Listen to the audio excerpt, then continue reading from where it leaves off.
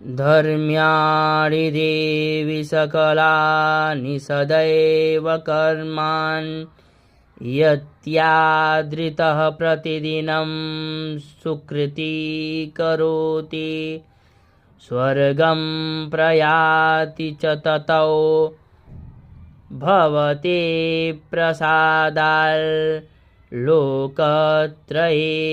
फलदा ननु देवि तेन दुर्गे स्मृता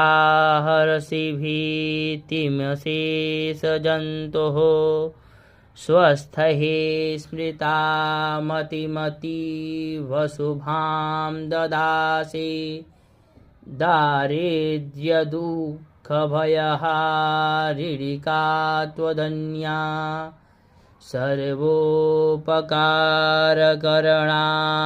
सदार्द्रचित्ता एभिर्हतैर्जगतुपैति सुखं तथैते कुर्वन्तु नाम नरकाय चिराय पापं सङ्ग्राममृत्युमधिगम्य दिवं प्रयान्तु मत्वेति नूनमहितान् विनिहंसि देवे